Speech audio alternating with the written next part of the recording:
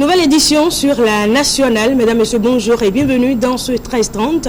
Une édition consacrée à l'actualité dans nos différents départements. Et tout de suite, nous irons dans le département du Zou pour parler des 15 nouveaux magistrats qui ont prêté serment jeudi dernier à la cour d'appel d'Abomey. C'était devant parents, amis et autres invités. La précision avec Gilles Dansou, Ernest Tégo.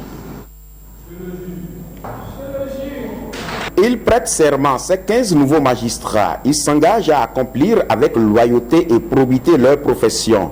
À cette étape importante, des conseils sont utiles. Le parcours que vous avez déjà effectué jusque-là est important, est long. Mais le parcours qui vous reste à partir d'aujourd'hui est encore plus long et plus périlleux. Jusqu'à maintenant, vous n'avez que des illusions. C'est-à-dire que vous imaginez ce que serait la magistrature, quelle est la fonction d'un juge, comment on dirige les audiences. Mais je vous dis, ce n'est que des illusions. Le représentant du barreau et celui de la chambre des huissiers s'inscrivent dans cette logique de conseil. Ce que je sais, m'a-t-on enseigné, c'est que je ne sais rien, disait l'autre. Il s'agit là d'une remise en cause perpétuelle de soi et de toute connaissance prétendue.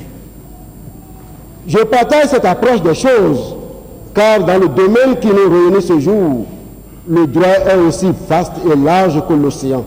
Je vais parler de la mer, dont nul ne peut prétendre en connaître la fin. Vous devez observer une attitude respectueuse à l'égard de tous. Évitez tous les faits contraires à la probité, à l'honneur ou à la délicatesse.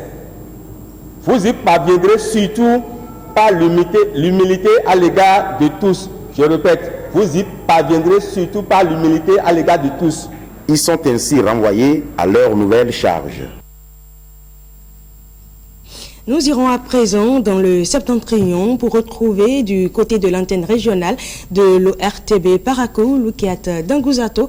Loukiat Dangouzato qui nous fera le point de l'actualité dans les quatre départements du Nord Bénin. Bonjour à vous, Loukiat Dangouzato.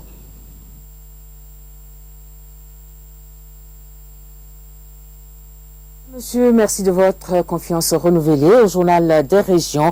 Et puis, retenez que c'est le compte à rebours chez les candidats au CPE session de juin 2016. Avec leurs enseignants, actuellement, on parle des dernières révisions pour mieux affronter les épreuves. Nestor Sela, Giscard Povi ont sillonné pour nous quelques écoles primaires des communes de Ndali et de Tchaourou.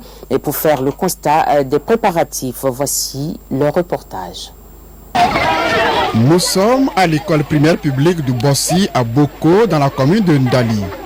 Il est 10 heures, les écoliers rechargent les batteries avant la suite des cours de la matinée. La récréation est terminée. Une fois dans les classes, les candidats au CEP 2016 reçoivent quelques consignes nécessaires pour mieux affronter les différentes épreuves. Je demanderai à mes candidats de reprendre toutes les activités que nous avons eu à mener en classe, collectivement, et accompagner des épreuves. C'est-à-dire, ils ont les corrigés-types. Ils essaient de reprendre tout seuls, et si ça ne va pas, ils vont jeter un coup d'œil pour voir la démarche suivie pour résoudre ces problèmes. Maintenu le cap jusqu'au jour de l'examen, à Teoukpara comme à Sasson, les directeurs d'école sont dans la même dynamique. Nous avons fini les programmes. Nous sommes en train de faire les derniers réglages pour que nos enfants, on ne peut pas les laisser comme ça. Il faut quand même faire des rappels avec eux. Tous les maîtres participent parce qu'il faut donner un bon niveau aux enfants pour ne pas rater quelque chose. Donc c'est dans cette ambiance que nous travaillons. Jusqu'à maintenant, tout est prêt. Nous sommes en période de révision. Garantir la réussite aux enfants, c'est aussi la préoccupation des parents d'élèves de ces zones rurales. Même si on n'est pas à l'école, on peut demander à son enfant d'étudier, de l'amener à lire devant lui. Même si lui-même ne comprend pas, l'enfant en lisant est en train de se rappeler quelques notions. Donc j'exhorte à tous les parents d'élèves de veiller à ça.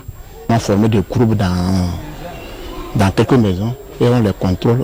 Ils ont aussi choisi un maître qui les garde aussi. Et des fois, moi le président, vraiment, je me déplace aussi pour voir effectivement s'ils font la chose ou pas. Ces candidats se disent prêts et rassurent de mettre en place un calendrier de révision. Je prends mon cahier de leçons pour regarder ce que j'avais fait la fois dernière. Et je prends mon ardoise, écris les réponses. Et je prends le livre de mathématiques pour réviser les exercices. Puisque si ça sort à l'examen, je peux plus faire ça. À la maison, j'ai une maître d'études. J'apprends mes leçons avec mon maître d'études. On fait travail ensemble. Je fais la révision avec mes amis ou mon grand frère. Avant le jour de l'examen, quelques conseils s'imposent. Ce n'est pas pour veiller maintenant, mais de prendre les corrections, les différentes corrections et réviser. S'ils ne comprennent pas quelque chose, nous sommes là pour les aider encore à mieux cerner ça. L'examen du CEP 2016, c'est le 6 juin prochain. Candidats, enseignants et parents d'élèves, chacun en ce qui le concerne, travaille pour de meilleurs résultats. Et par anticipation, nous disons bonne chance à tous les candidats au CEP. Parlons santé à présent. Cancer, maladies cardiovasculaires et maladies respiratoires sont entre autres les maladies causées ou aggravées par la consommation du tabac. Bien que le tabac soit à l'origine de plus de 3 millions de décès chaque année dans le monde, les jeunes continuent à en faire grand usage. À travers ce reportage qui se veut ici un cri d'alarme, Michel Dacou s'est intéressé à la question du tabagisme. Assez grave pour interpeller les consciences. D'ici 2020, 500 millions de personnes seront tuées par le tabagisme. Une hécatombe qu'aucun conflit armé dans l'histoire n'aura causée. Malheureusement, la jeunesse béninoise n'en est pas épargnée. Ça fait environ 15 ans que j'ai commencé à chiquer le tabac, à priser le tabac. Moi je fume mais à condition, je ne suis pas fumeur de la rue, je suis plutôt fumeur quand je suis dans un milieu frais, par exemple la boîte. Qu'il soit fumé, chiqué ou prisé, le consommateur du tabac a toujours une raison pour justifier son vice. Simple snobisme, gestion des émotions. Certains évoquent même des raisons mystiques, suivant le produit associé au tabac à priser. Il y a plusieurs tabatières qui contiennent plusieurs types de produits. Il y a pour lutter contre les accidents, il y a une tabatière pour ça. Je peux mettre le tabac par exemple, mettre un peu de chimie traditionnelle et chiquer. Et quand je rentre en circulation, ça me permet de travailler, ça me permet de trouver les clients un peu. Pour certains élèves et étudiants, le tabac stimulerait l'activité cérébrale et augmenterait la vigilance et les facultés de concentration intellectuelle. Ce n'est pas vrai. Lorsqu'il se retrouve par exemple pour concourir ou bien pour faire son devoir alors qu'il a déjà passé plein de temps à veiller, il ne pourra pas écrire grand-chose. Le tabac contient entre autres la nicotine, une drogue qui agit sur le cerveau en provoquant une sorte d'excitation. Pour ceux qui se trouvent piégés dans son engrenage, l'espoir est permis. Nous essayons à travers un certain nombre de rencontres, d'entretiens, l'aider à voir ce qui est bon, ce qu'il gagne. Entre la vie et la mort certaine qui se cache derrière cette fumée et cette poudre au creux des mains, le choix ne devrait pas être difficile. Parlons autre chose. À présent, l'activité de garde-vélo prend de l'ampleur dans la ville de Parakou. On constate souvent des parkings de motos situés juste en face de certaines institutions, moyennant une somme forfaitaire allant de 50 francs à 100 francs CFA généralement. Et donc, suivant le reportage que nous propose Zinatou Mahmoud sur cette activité en pleine expansion. Ils sont présents dans toutes les grandes villes du Bénin. Devant les institutions publiques ou privées, il n'est pas rare de constater ces organisations appelées cartes vélo. Ces derniers proposent aux usagers d'assurer la sécurité de leurs moyens roulants. Nous sommes là pour la sécurité des motos. Quand quelqu'un garde sa moto ici et il prend une plaque dont les numéros sont conformes, donc nous regardons les numéros avant de lui remettre ça et il part. À son retour, il va nous remontrer le numéro. Nous regardons le numéro plus celui dont on a accroché sur la moto pour voir si c'est identique. Il suffit seulement d'être vigilant et de contrôler le déroulement des sorties et de l'entrée des gens. Parce qu'il y a d'autres qui viennent, ils vont rentrer. Or, en ce temps, c'est un autre qui viendra chercher la moto.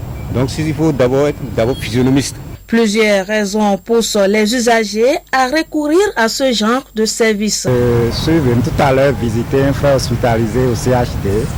Donc, pour plus de sécurité, j'ai l'habitude de déposer ma moto ici.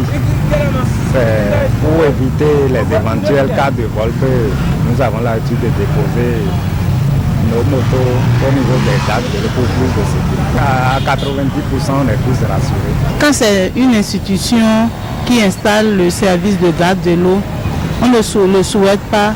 Dès que la moto va se perdre, l'institution pourra rembourser et acheter une autre moto à l'usager. L'activité de garde vélo requiert un minimum de vigilance. Même si le job semble nourrir son homme, il n'est pas sans risque. On rencontre beaucoup de difficultés parce que les gens sortent avec la colère, parce que quand ils voient son malade dedans, ils ne sont pas contents de ça. À la sortie, on le demande encore l'argent, il s'est énervé, il nous insulte, des fois on fait le brief, souvent. Et à la sortie ici, nous sommes fatigués parce que on va tout cela là à 7 heures jusqu'à durant toute la journée en train de courir sur le soleil. Donc on est toujours chaud. Les gens te perdent des plaquettes. À la sortie maintenant, au lieu de dire j'ai perdu ça, et il dit que tu ne l'as pas donné. J'ai eu 2 cas de vol ici. Dieu merci, on a retrouvé la moto le même jour. Pas de ce métier, dit-on. Mieux vaut exercer une activité que de se donner à l'oisiveté, mère de tous les vices. Voilà ce qu'il faut retenir des nouvelles de l'intérieur. Merci de nous avoir suivis et à très bientôt. Merci également à vous, Loukiat Dangouzato. Merci pour ces quelques informations. Et après Parakou, nous allons nous rendre maintenant à Porto Novo, où nous allons retrouver Olive Oussougoué. Avec elle, il sera question des nouvelles dans les départements de Lomé Plateau. Olive Oussougoué, vous avez l'antenne. C'est avec un réel plaisir que je vous retrouve en ce début de semaine pour les informations des départements de Lomé et du plateau. La biodiversité, ensemble de tout ce qui porte de vie, depuis les êtres inférieurs jusqu'aux végétaux supérieurs. Aujourd'hui, en fonction du milieu dans lequel se retrouvent ces êtres vivants, on parle de la biodiversité dans la zone aquatique, dans la zone forestière et dans les montagnes. Joséa Dossou Baudrenou est responsable d'ONG. Il nous parle de la biodiversité aquatique. La biodiversité aquatique, c'est d'abord l'eau. Parce que aqua, ça veut dire l'eau, mais tout ce qui est vivant qu'on peut retrouver dans l'eau. Et pour le plus simple, ce qui est plus simple pour les téléspectateurs ou le grand public, quand on parle de l'eau, les gens voient seulement l'eau à boire. Mais sans l'eau, il n'y a pas de production végétale, par exemple. Il n'y a pas tout ce que nous consommons. Il y a d'abord l'eau, et dans cette eau, rapidement, les gens vont vers les poissons. Ça veut dire que dans l'eau, on a d'abord les poissons. Mais ce n'est pas seulement les poissons qu'on retrouve aussi dans l'eau. Dans l'eau, il y a beaucoup d'êtres vivants, tels que les invertébrés, les mollusques, les poissons, même les reptiles. Et maintenant, dans l'eau, on retrouve des espèces d'oiseaux, des espèces de mammifères qui se retrouvent dans l'eau. Et ici, particulièrement dans la vallée de Lomé, nous travaillons sur une espèce emblématique qui n'est pas connue du grand public. On appelle ça le lamantin d'Afrique. Dans nos langues, on appelle ça toyou, bingibimbi ou aignon dans le mono. Mais cette espèce, c'est le mammifère purement aquatique et le plus grand qu'on pourrait retrouver aujourd'hui dans nos cours d'eau. C'est un animal qui peut atteindre jusqu'à 450 kg. C'est un animal inoffensif et qui ne consomme que les végétaux. Contrairement à ce que les pêcheurs disent ou des populations disent, ils disent que c'est un animal qui mange les poissons, c'est archi faux. Le lamantin d'Afrique, c'est une espèce inoffensive qui se retrouve dans l'eau, qui est un herbivore, qui mange et qui ne vit que dans l'eau. Et c'est une espèce migratrice. Ça veut dire que pendant les périodes où le niveau de l'eau augmente, cette espèce se déplace de son lit et va se balader même dans les champs. Parce qu'en période de crue, par exemple au mois d'août à novembre par exemple, l'eau rentre dans les champs, l'eau rentre dans les maisons, dans les villages lacustres, l'eau est un peu partout. Le lamantin a la liberté de se déplacer pour visiter tous ces sites, pour chercher à manger. Mais quand l'eau commence par se retirer, le lamantin retourne dans son lit Maoudékon et Maoulomé sont deux groupements féminins de l'arrondissement de Khosi qui travaillent pour la protection de l'environnement. Avec l'accompagnement de l'ONG Nature Tropicale, les membres de ces groupements participent depuis 2012 au reboisement. Suivant ce reportage réalisé par une équipe de notre antenne régionale sur ces deux groupes de femmes. Arrondissement de Khosi, commune de Dangbo. Sur ce site de l'organisation non gouvernementale Nature Tropicale, deux groupements de femmes, Maoudékon et Maoulomé, travaillent pour la protection de l'environnement. Elle assure la collecte des déchets non dégradables tels que les piles, les sachets plastiques et participe au reboisement.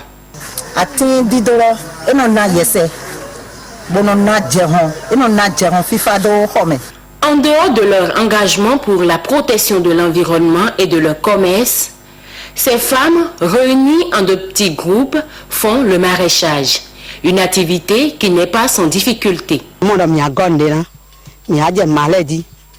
faisons le maraîchage en complément à nos commerces. L'activité ne donne pas grand-chose, mais on se contente du peu que cela nous rapporte. Pour renforcer leur autonomie financière, grâce à l'appui technique de l'ONG Nature Tropicale, ces femmes s'octroient de petits prêts. Si on t'accorde un crédit de 20 000, après 2 mois, tu rembourses avec 10% d'intérêt.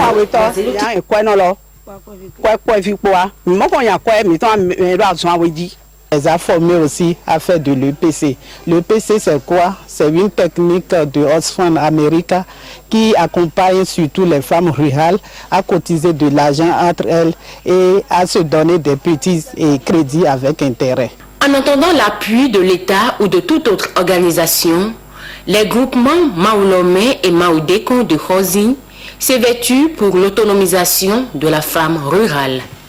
Après 17 mois de travaux préparatoires, l'Association des jeunes pour le développement de l'arrondissement d'Apometa a été portée sur les fonds baptismaux.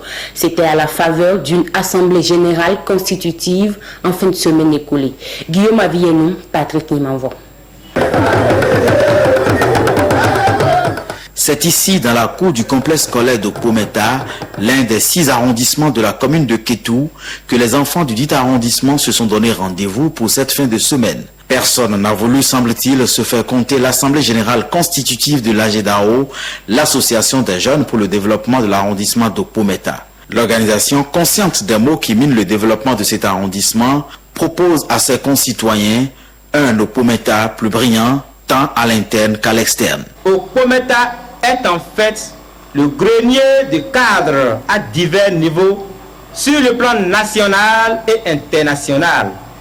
La jeunesse s'est donc interrogée et a trouvé la réponse à la question de savoir pourquoi notre arrondissement continue de sombrer dans le délabrement en dépit du nombre important de ces bras valides et cette tête bien faite. L'AGEDAO veut mettre sa jeunesse au service du renforcement des capacités des autres associations de développement sœurs et aînées de l'arrondissement, mais aussi de la commune de Kétou. Des institutions qui ne lui ont pas marchandé leur soutien. Avec vous, ou sans vous, nous ferons notre congrès. Cette boutade de la part du président a choqué plus d'un. Les aînés, loin de cette fronde, ont décidé à l'unanimité d'être à vos côtés pour rehausser de leur présence ces assises, car l'objectif, c'est au Pometa d'abord, autrement dit, le développement inconditionnel de notre cher et bel arrondissement. L'Association des jeunes pour le développement de l'arrondissement de Pometa naît au lendemain des récentes élections présidentielles au Bénin. Elle souhaite coller les morceaux divisés par la politique afin de mettre l'unité des filles et fils de Pometa au travail pour le développement de cet arrondissement de Kétou. Merci de nous avoir reçus. Ce sera tout pour notre intervention depuis Porto Novo, la capitale du Bénin. Et ce sera également tout pour ce 13h30. Merci à vous qui l'avez suivi. L'actualité revient sur la nationale à 16h30. Moi, je vous retrouve demain à partir de 6h30, Inch'Allah.